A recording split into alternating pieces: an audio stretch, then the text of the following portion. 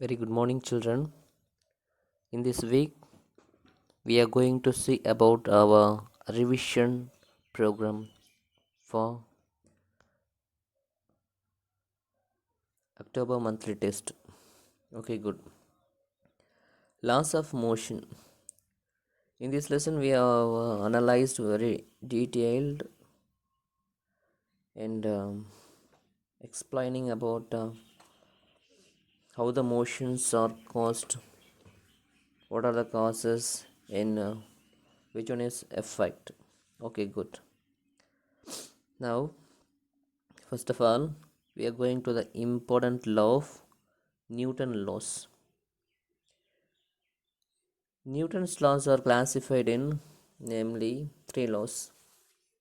First law. First law tells us that in the state of definition. First law defines us what do you mean by force. Yes, force is nothing but every object continues to be in the state of rest or uniform motion unless there is no force acting on it. And another important one, and Newton first law tells us inertia, another method. So various types of inertia we have discussed elaborately. So explain, the question was asked frequently, what are the types of inertia? Given an example. So the first types of inertia of rest. Inertia of rest is nothing but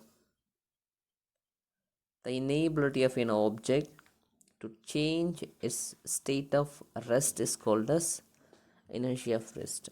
And one of the examples, when the stationary bus starts to move, the passenger experience sudden brake backward to push. Then the second is inertia of motion. Inertia of motion is nothing but the inability of an object to change its state of uniform speed or motion is called as inertia of motion. And finally, inertia of direction. The same way, direction is nothing but an inability of your body to change its direction of motion is called as inertia of direction. This one is the important 3 mark questions. It may be asked frequently, and then and repeatedly asking questions. Initial frames. There are two frame of references there, namely initial frames, also called as unaccelerated frames. Once again, I repeat, initial frames is called as unaccelerated frames. So, a frame of reference said to be initial when the body is in the frame of obey Newton's laws of inertia, another law of Newton mechanics. I once again repeated. Please carefully listen the points. Initial frame of reference or unaccelerated frames. A frame of reference said to be initial when the body is in this frame obey the Newton's law of inertia and other Newton's law of mechanics, which means a frame, a body remains at rest or in continuous motion unless act upon by an external force. அதாவது என்ன சொல்கிறாங்கன்னா initial frame of ரெஃபரன்ஸ்க்கு இன்னொரு பேர் பார்த்தீங்கன்னா அன்ஆக்சலரேட்டட் frame of reference. ஒரு frame of ரெஃபரன்ஸை நம்ம இனிஷியலாக consider பண்ணால் அந்த ஃப்ரேம் ஆஃப் ரெஃபரன்ஸ் ஒபே பண்ணணும். எதுக்கு ஒபே பண்ணணும்னு சொல்ல பார்ப்போம்னா நியூட்டன் ஃபர்ஸ்ட் லாக்கு, அதாவது இனர்ஷியாவுக்கு ஒபே பண்ணணும். அதுக்கப்புறம் நியூட்டன்ஸ் லா ஆஃப் மெக்கானிக்ஸ் அதுக்கு ஒபே பண்ணணும். அப்படின்னா என்னென்னா, நம்ம ஒரு ஆப்ஜெக்ட் மேலே ஃபோர்ஸை அப்ளை பண்ணாத வர அந்த ஆப்ஜெக்ட் ரெஸ்ட் பொசிஷனில் தான் இருக்கும், மோஷனில் இருந்தால் மோஷனில் தான் இருக்கும். அப்போ என்ன ஆகும்னா does not act on a external force, அது மேலே எந்த வித ஃபோர்ஸும் ஆக்ட் ஆகாத வரைக்கும். ஸோ இதை நம்ம என்ன சொல்லுவோம்னா இனர்ஷியல் ஆர் அன்ஆக்சலரேட்டட் ஃப்ரேம்ஸ்னு சொல்லுவோம். செகண்ட் ஒன் என்ன சொல்கிறாங்கன்னா, which means Newton's second law put in this case.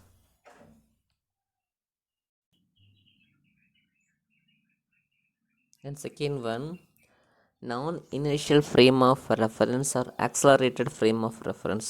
இப்படின்னா என்ன சொல்கிறாங்கன்னா, a frame of reference is said to be a non-inertial frame when a body does not acted upon an external force is accelerated.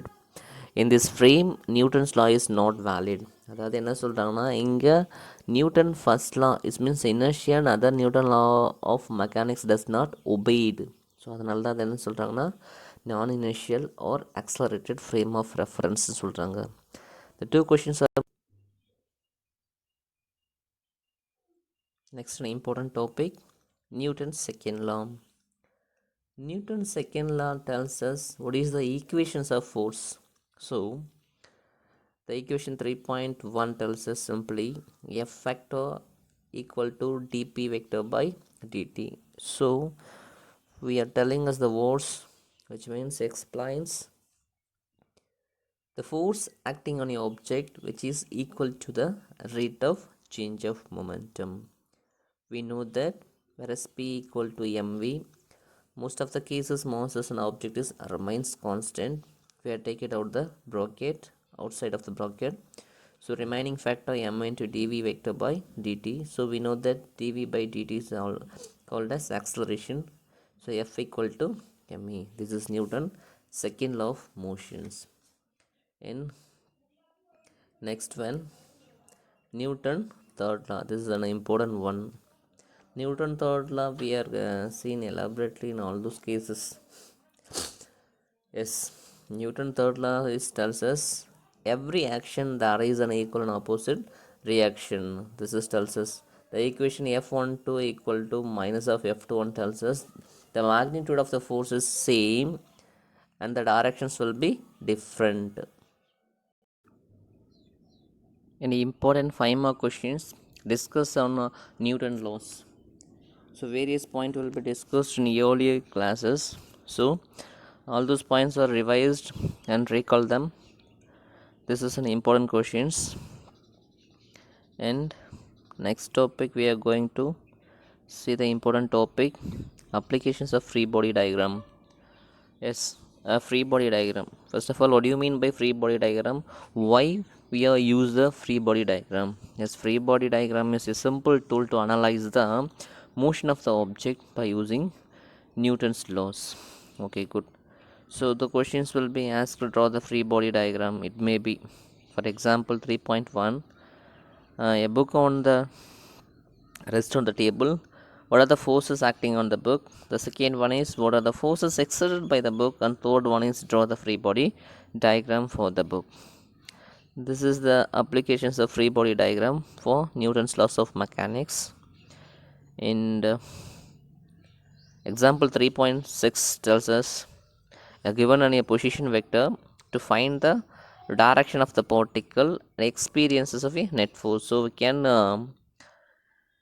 calculate the value of velocity first of all, and the second one we can measure the acceleration value, and finally we get the directions.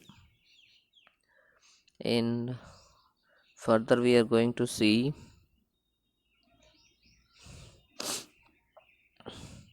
example 3.10. A particle having some amount of masses, it may be 2 kg. There are two forces acting on your object, namely F1 and F2. What is the acceleration of the particle? So we can order the two forces F1 and F2, we get the net forces, and finally we are calculated according by using of Newton's second law, F equal to ma. So we know the value of A, so A equal to F net by m. So finally we get the answers A something. These are the examples may be asked for our October monthly test. And important one more topic, particle moving in an inclined plane. So in this topic we have calculated what is the acceleration of the particle and what is the speed of the particle to reach the bottom of the inclined plane. These questions will be asking for particle moving in a inclined plane. And second one, and also important topic 2. Two bodies in contact on a horizontal surface. So the simple cases tells us there are two bodies contact in a horizontal surface. The two bodies acting or exerted some amount of forces to each other. So find the magnitude of the one of the forces of F12 and also calculating the F21, and what is the acceleration of the two bodies. This is the result of connected bodies. And further we can move motion connected in bodies. In this case, the body was not in contact, the body will be connected. So same process, what are the forces acting on the two objects and the acceleration will be produces. So to find the acceleration of the each body of the system and to find the force, which means tension force, and also to draw the free body diagram. This is the important questions also. And the most important one, concurrent forces in Loomis theorem. Already tells us concurrent forces nothing but a collection of forces.